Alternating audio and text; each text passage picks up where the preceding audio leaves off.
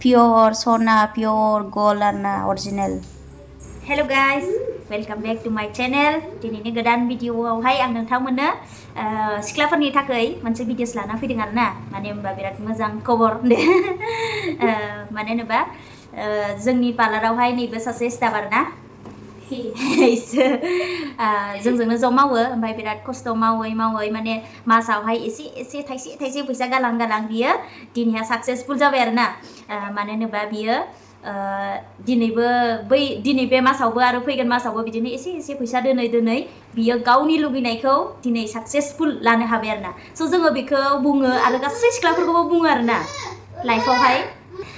जोङो सिख्लाफोरखौ बिदिनो बुङो आरोना एडभाइस होयो जेब्लाबो थाखा फैसा मावनानै खस्थ' मावनानै माने थाइसे गालाङोब्ला मोजां आरोना लाइफआवहाय साक्सेस जायो स' बिथाङाबो दिनैहाय नै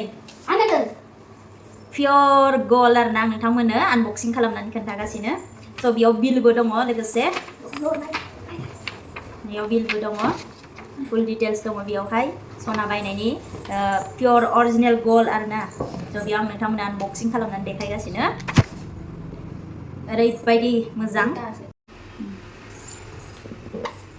नै बेबायदि गल्ड पियरनो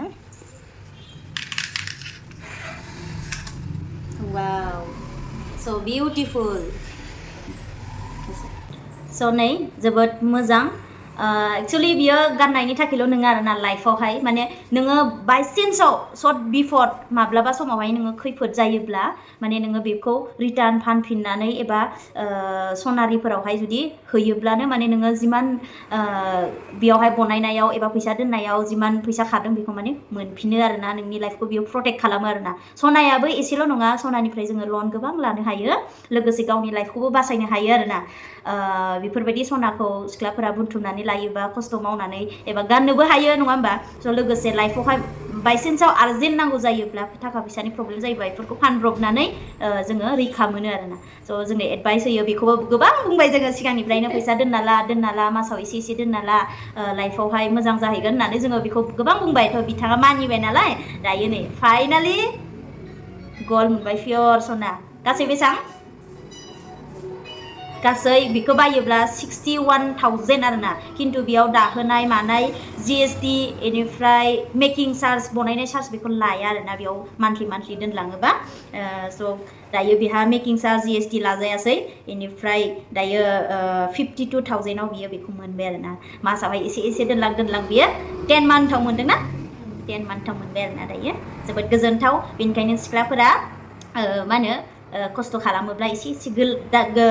दोनलां आरोना जोङो बेखौनो रिकुवेस्ट खालामो एडभाइस खालामो गासैनिसिमबो जोङो गावनि थाखायल' मोजांखौ नाया जों गासै लोगोफोर जोंनि जिमान स्टाफ दङ बेखौ जोङो एडभाइस होयो आरोना बेबायदि खालामनानै लानो रोंनांगौ स' जोबोद गोजोननाय मोनदों बिथाङा जोबोद खुसि मैयानिफ्राय मालाय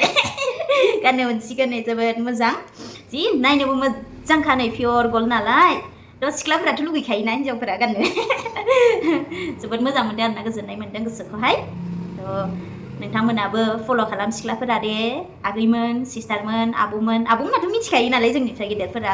बांसिन सालु आरो नलेज गोनांखा नालाय बांसिनानो गोबां दंखायो अब्लाबो जायनाखि खस्थ' मावनानै थानाय खस्थ' मावनानै जानाय बिनानावमोन दङ लोगोफोर दङ नोंथांमोनाबो एसे गालां आरोना गाननाय जोमनायाव बारा गारालासिनो आरो पार्टिफोराव थाङालासिनो अबेबा बेरायनायाव बांसिन गारालासिनो एसे गालांबा मोजां गावनि फिउचारनि थाखाय लाइफनि थाखायनो आरोना थ' बिथाङाबो जोबोद मालाय खुसि जोबोद गोजोननाय मोनदों आरोना जोंबो माने बेबायदि जानांगौ आरो बियो मोनसे मेम'रि भिडिअस थाबाय आरोना बेहा लाइफआवहाय मेम'रि माने आं बेबायदि खस्थ' मावनानै लानो हाबाय होननायनि बियो मेम'रि थासिगोन आरोना बे भिडिअसाहाय उनावबो नुफिनसिगोन आरो बिथाङा थेंक इउ स' माच फर वाचिं नोंथांमोना नायनानै मोजां मोनबाय लाइक खालामना गालांदो लोगोसे आंनि चेनेलाव गोदानबा साबसक्राइब खालामना गालांदो थेंक इउ स' माच फर वाचिं हेलेना गानदो दिनैनिफ्राय वाव जोबोद मोजां नुदों नै 1 लाखनिया साबसिन गिदिर मोजां नुयो आरो बेबो बिराद मोजां मारिना ला दै जोबोद मोजां मेम'रि वाव मोजां नुदों दे समायना बिउटिफुल गार्ल जोबोद खुसि ना नोङो बिराद खुसि आरो दोनलांबाय थाबाव नेक्स्ट टाइम बेलेग बुस्थु लानो हागोन next 2 months after 2 months try खालामबाव